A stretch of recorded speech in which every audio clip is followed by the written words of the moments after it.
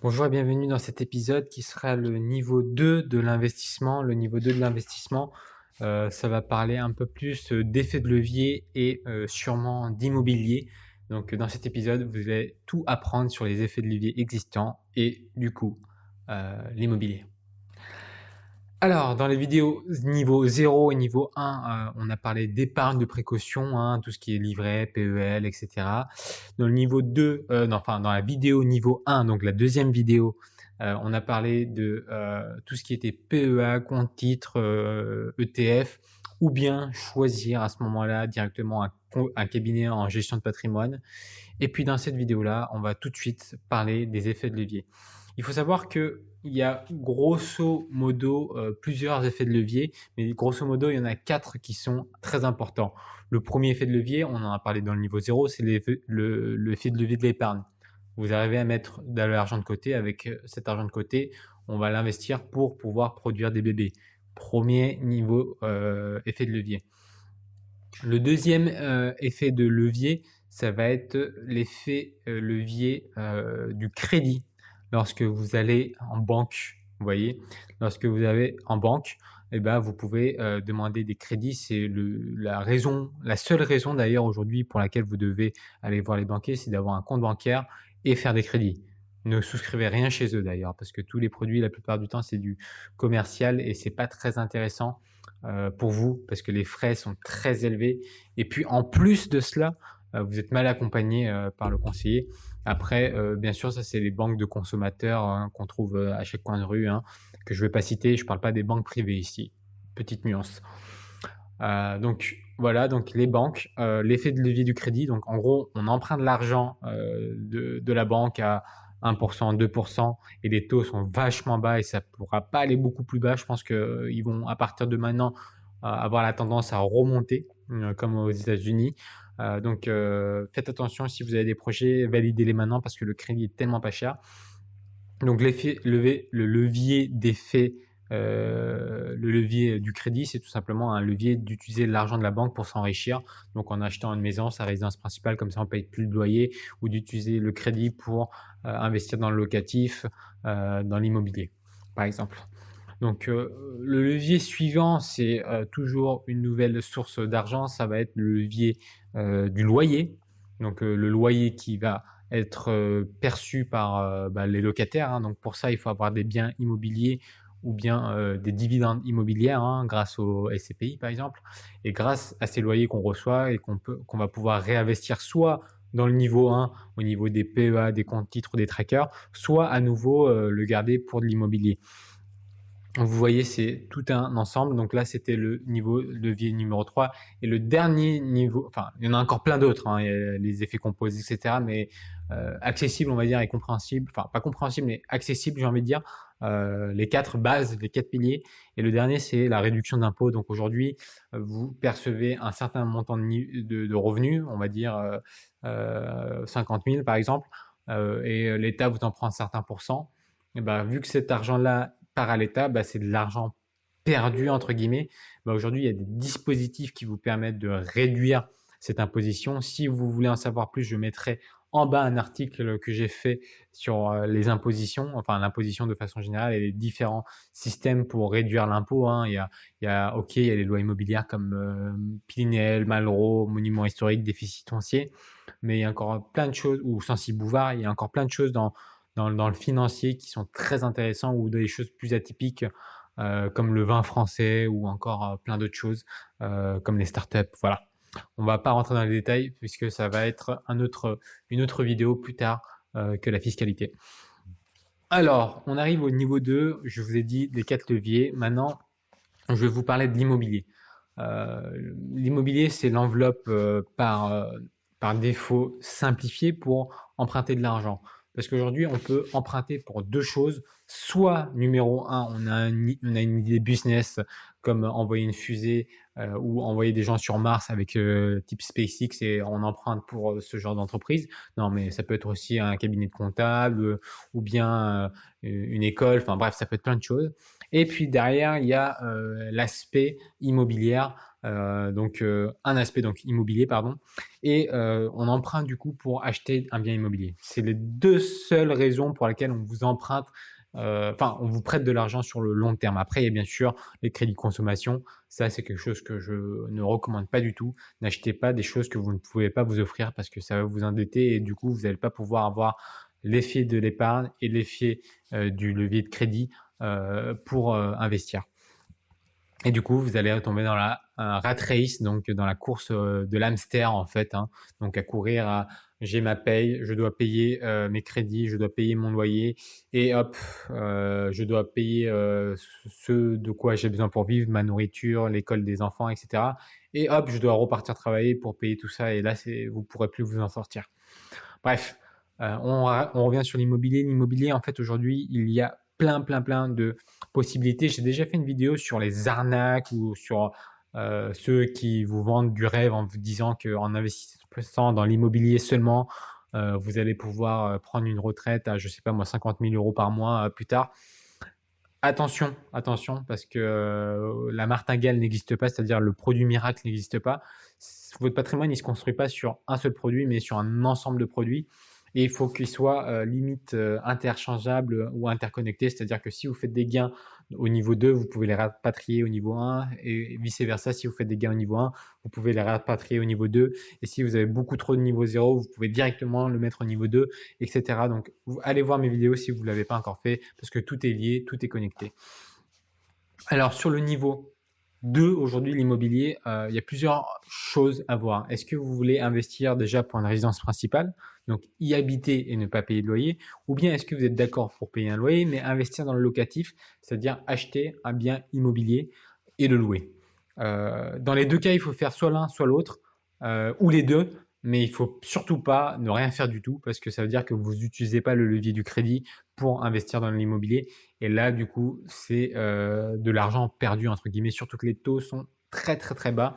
Encore il n'y a pas longtemps, une de mes clientes a fait un prêt sur 25 ans à un taux dérisoire de 0,76%, donc c'est dérisoire.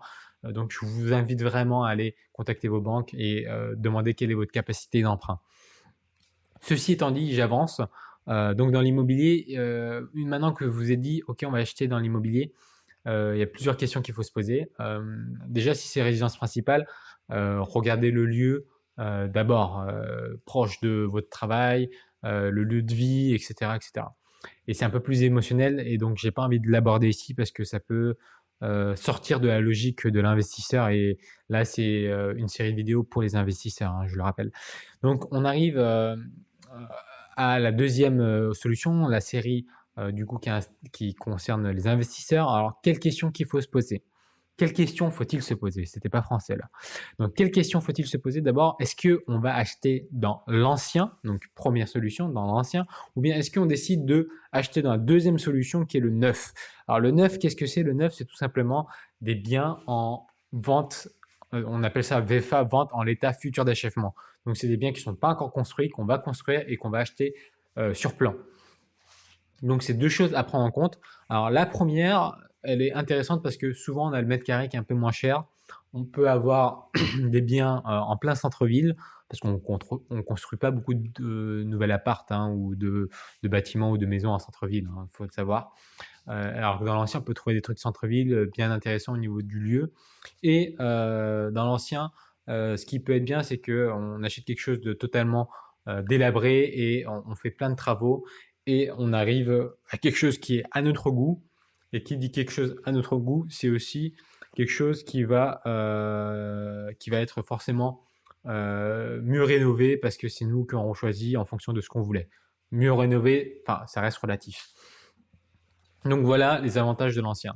Maintenant, pour l'ancien, il y a plusieurs dispositifs qui existent, hein, notamment la loi Malraux, le déficit foncier, la loi de Normandie, Julien de Normandie qui a fait une nouvelle loi, c'est-à-dire rénover les cœurs de ville. et de transformer des anciennes bâtisses en des bâtisses, en des bâtiments ou des immeubles conformes au niveau de l'écologie, donc RT 2012, donc comme si c'était des bâtiments neufs. Donc très très intéressant quand même, et il faut le noter. Donc la loi de Normandie. Et enfin, il y a encore la loi. Bon, il y a d'autres lois où l'achat de gré à gré, c'est-à-dire de particulier à particulier ou via une agence dans l'ancien. Premier point. Deuxième point, il y a l'achat dans le neuf. Le neuf, ça a l'avantage de pouvoir ne pas avoir de travaux. Ça a l'avantage de ne pas se prendre la tête parce que les locataires, vous allez en trouver dans le neuf, c'est tout neuf, tout beau, donc forcément, il y a des gens qui vont vouloir louer. En plus, si vous l'achetez, si jamais vous avez de la fiscalité, que vous l'achetez en Pinel, n'achetez pas de Pinel si vous n'avez pas de fiscalité. Je vois des vendeurs de Pinel qui vendent des Pinel à tout va, mais si la personne n'a pas de fiscalité ou si vous ne payez pas d'impôts, ça sert à rien d'investir dans le Pinel, hein, notez-le. Donc l'investissement Pinel qui peut être intéressant parce que le loyer est modéré, donc forcément vous avez une liste d'attente au niveau de la location et le bien se loue généralement très très bien.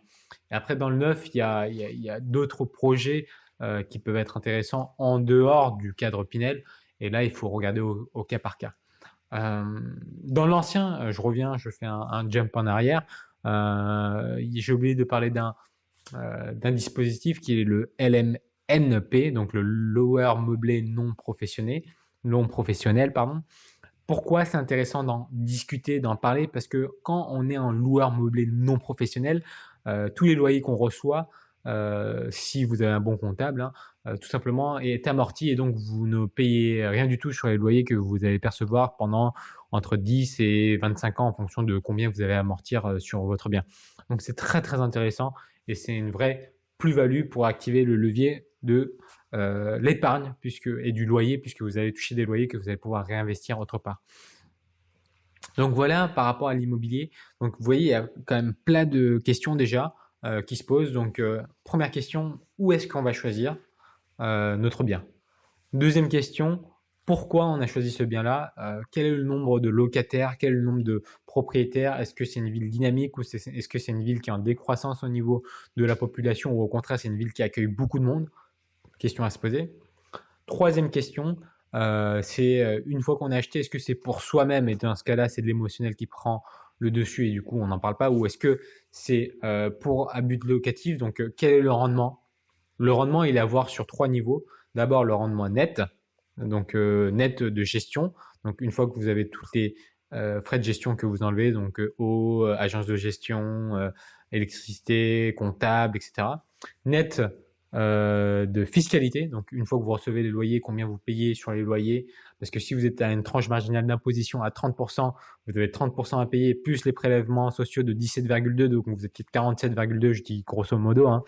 Donc, du coup, vous perdez la moitié de votre loyer, donc c'est pas du tout intéressant de louer par exemple. Enfin, bref, faut tout calculer, donc la fiscalité. Et le dernier net, qu'on ne prend pas souvent en compte, c'est le net de travaux et d'acquisition. C'est-à-dire que les frais de notaire dans l'ancien sont beaucoup plus élevés que dans le neuf ou dans certaines lois comme la loi Malraux ou la loi déficit foncier, puisque le notaire ne prend des honoraires que sur la partie du foncier et pas sur la partie travaux. Donc vous voyez, enfin pas sur le Maro, mais sur le déficit foncier, oui. Sur le Maro, c'est tout qui est inclus.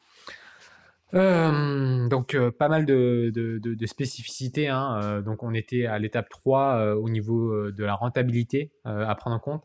Au niveau de la gestion locative, est-ce qu'on le loue soi-même ou est-ce qu'on le confie à un gestionnaire? Quel est le coût de l'assurance? Est-ce qu'on prend une assurance impayée ou pas? Quelle va être la finalité? C'est-à-dire qu'au bout de 15, 20, 25 ans, quand vous aurez fini le prêt, est-ce que c'est à un but de le revendre, de le garder, de le transmettre, d'y habiter?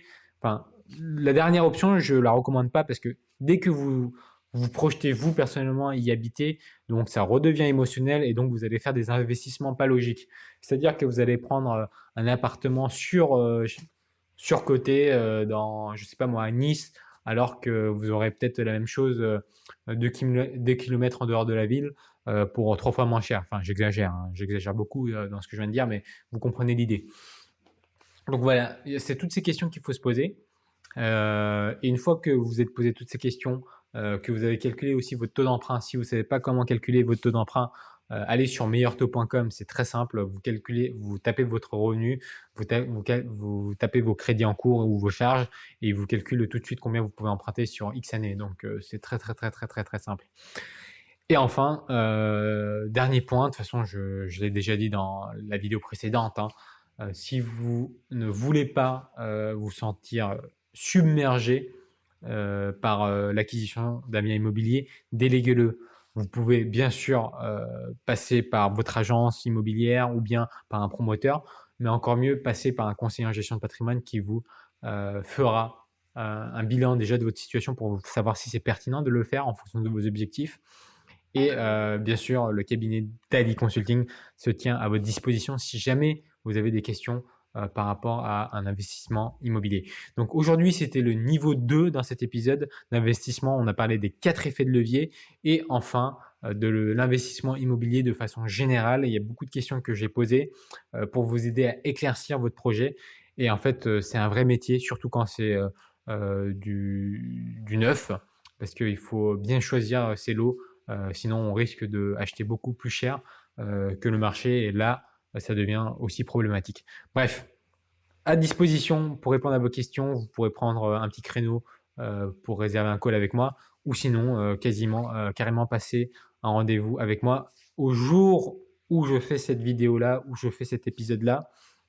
Il faut savoir que j'ai aucune disponibilité sur 1 mois et demi parce que les vidéos commencent à prendre et que je suis intervenu sur d'autres chaînes, donc ça fait que j'ai un flux, mais j'ai recruté des salariés, 2 personnes qui vont me soulager aussi à ce niveau-là. Donc bientôt, il y aura un peu plus de créneaux, mais pour l'instant, je ne vais pas pouvoir recevoir de nouveaux clients.